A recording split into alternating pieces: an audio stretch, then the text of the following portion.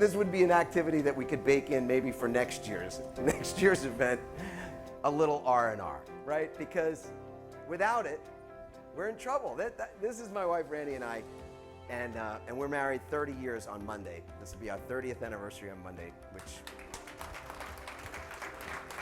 mwah, my beloved. And I obviously have some hair in that picture.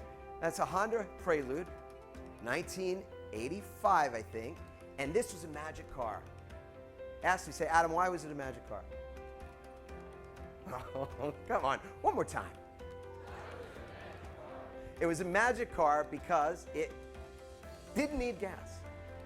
I could run this car on empty. Anybody ever driven a car you could run on empty forever? And I had no money in school, so I could run this car on empty all the time until I was heading to a family event, and then what do you think happened? It ran on empty till it just decided to stop. And I think that is very much what's going on with us, except we don't have a gauge that says we're running on E. We just run ourselves on empty again and again, and don't we do that? Or am I the only one? Yeah. So we take ourselves for granted, but I want you to get this because the relationship and the research is all clear that there's a relationship between your recovery times and your capacity to perform, meaning getting work done, getting stuff done, bringing money in, collecting money. All the stuff that we do in business is directly related to just how much energy you've got, how well you are. I mean, imagine you had to run a marathon tomorrow. Would you have done what you did last night? Maybe. Maybe not. What would you have ensured that you did today? Woke up, had water, had the right breakfast, made sure you got sleep, whatever it is. But taking care of yourself is all about how it is that you show up as that most productive version of yourself, which it's ironic because when it comes to self-care, people think it's what? Selfish, exactly. But it's really selfless, because the better version of you is the better version of that person that can handle all the stressors that we talked about at the beginning. So the key is to develop these things before you need them. We developed our resilience on the beach before we were tested. Not every day was a day when the waves were crazy like that.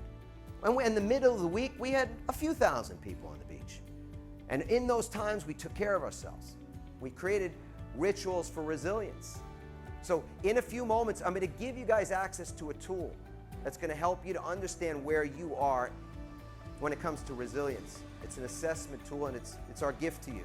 But there's basically 4 areas of the recovery map that I'll quickly touch on.